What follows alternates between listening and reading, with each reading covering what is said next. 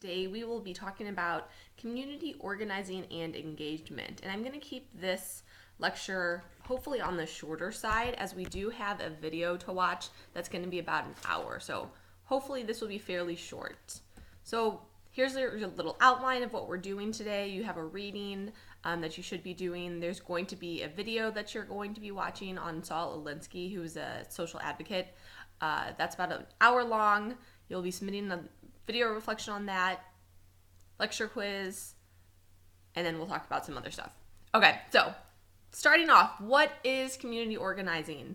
You've probably heard this term before, but what does it actually mean? So community organizing is the idea that people are coming together to address issues that matter to them. So it's simply really broad, just two people who are kind of working together to solve an issue in the community. So this might be two people who are going door to door, who are trying to put a stop sign in at a busy intersection.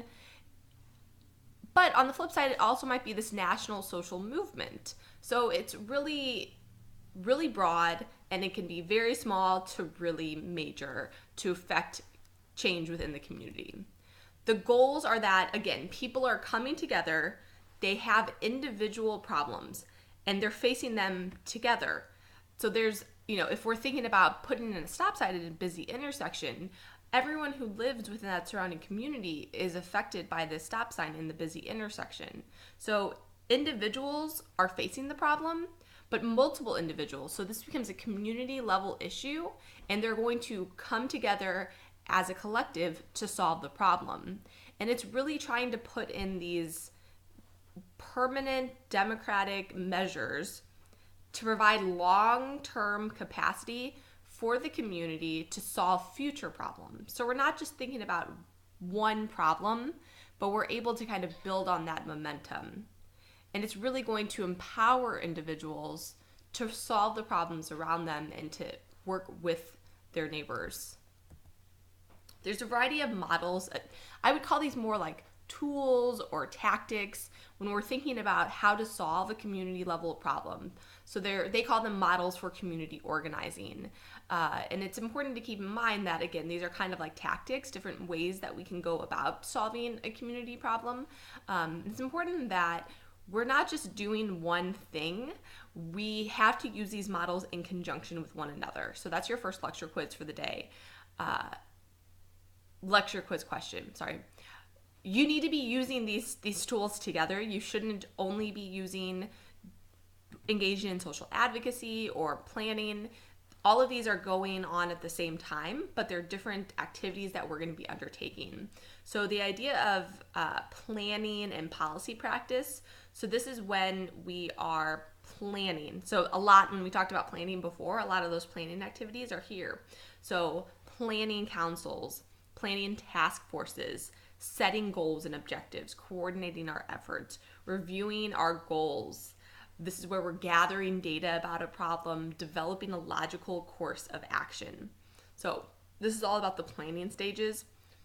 In the community capacity development, this is when we're really trying to build what the community is able to accomplish.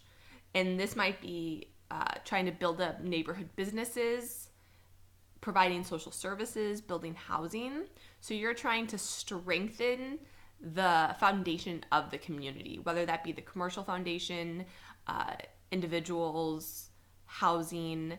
You're just trying to make it stronger so that the community is more adept at solving the problems and they might not face as many problems in the future. So it's really about building consensus across groups and increasing what the community can accomplish. Social advocacy, which we'll be talking about for the rest of this lecture, is focused on conflict and negotiation. That's your second lecture quiz for today. Lecture quiz question.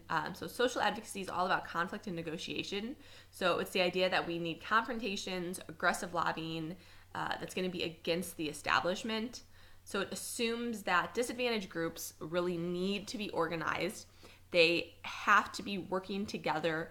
They have to be demanding things from the establishment. It's really about challenging the status quo. That if we allow the status quo to maintain and continue, that we're never going to see true change. So we have to advocate a little aggressively. So I took this quote from the book, but I think it's really nice.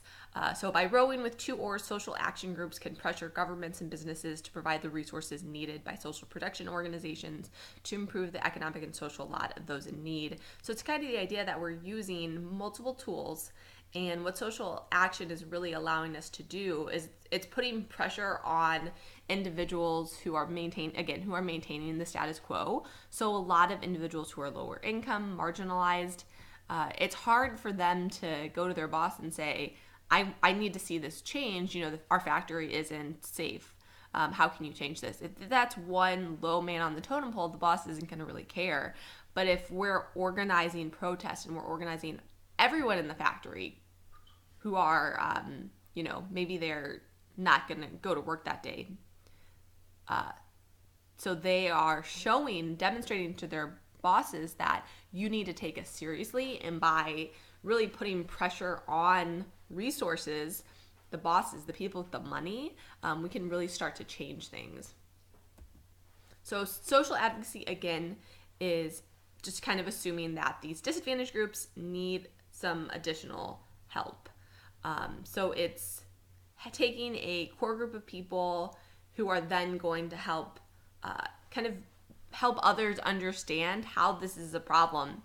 So again, if we're thinking about this factory, so let's think about unions and people going on strike. That's a great example of social advocacy, is maybe you have a few people who are recognizing, hey, these are unsafe working conditions that we're in.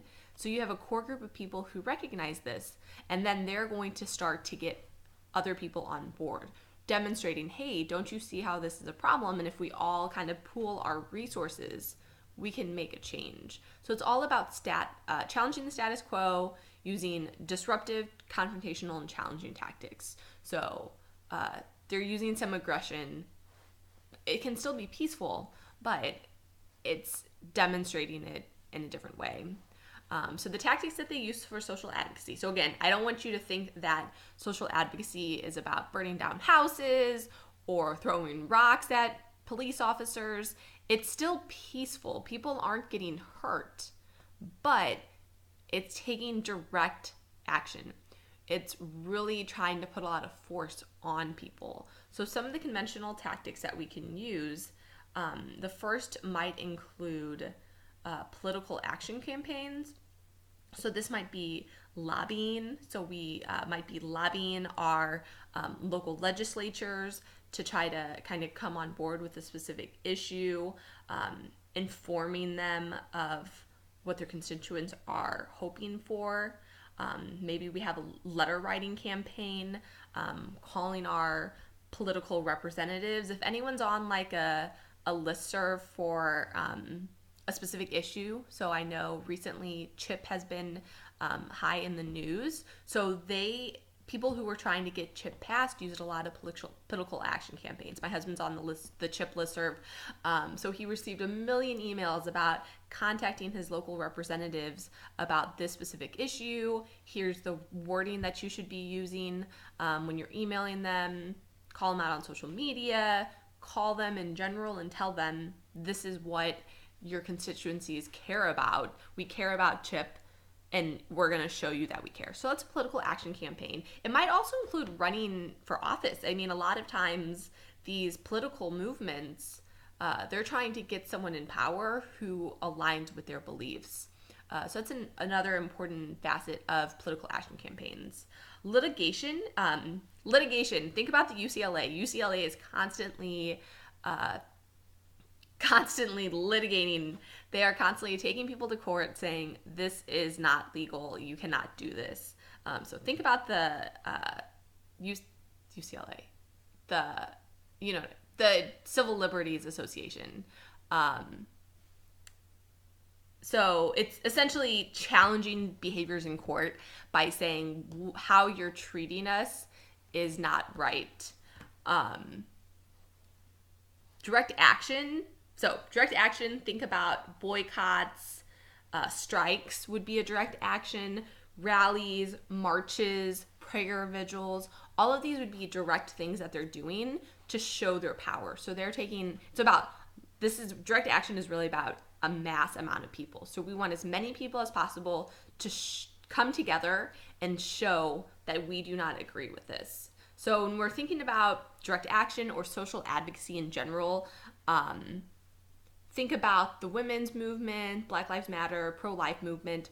All of these movements really engage in a variety of tactics, of tools to push their movement, to push their ideas.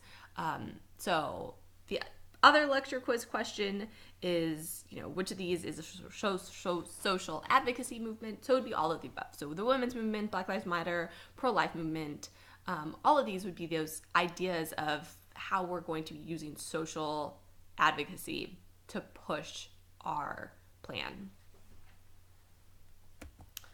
So Saul Alinsky, you're going to be watching an entire video about him.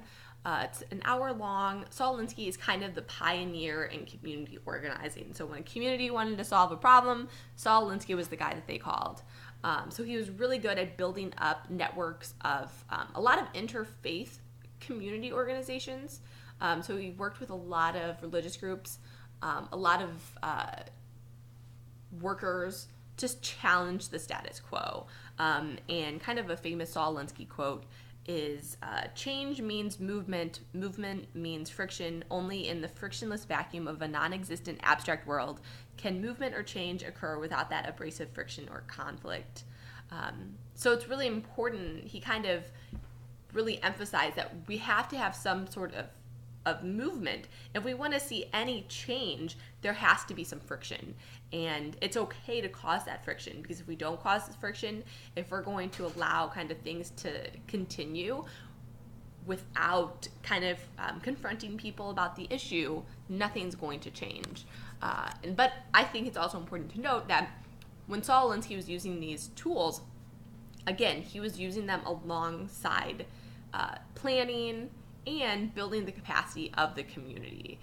So make sure you remember Saul Alinsky. Last lecture quiz question is who's kind of the pioneer in community organizing. Saul Alinsky, really important name for you to know, and you'll learn lots more about him. So what we can also think about when we're kind of watching the Saul Alinsky video, make sure you have in your mind how these tactics kind of look like today. And that's really what your reflection on the video is going to be.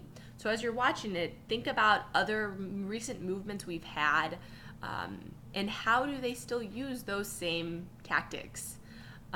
So your activities for this week, first is the lecture quiz, which you should have all of the answers for that. Watch the Democratic Promise. So this is on Saul Alinsky. It's about an hour long. There's multiple YouTube videos. So just click on that link and you should be good. What I want you to submit is just a one-page reflection discussing Saul Alinsky, the tactics that he used, and how these tactics have been used to make social changes in recent years. So think about the women's movement, Black Lives Matter.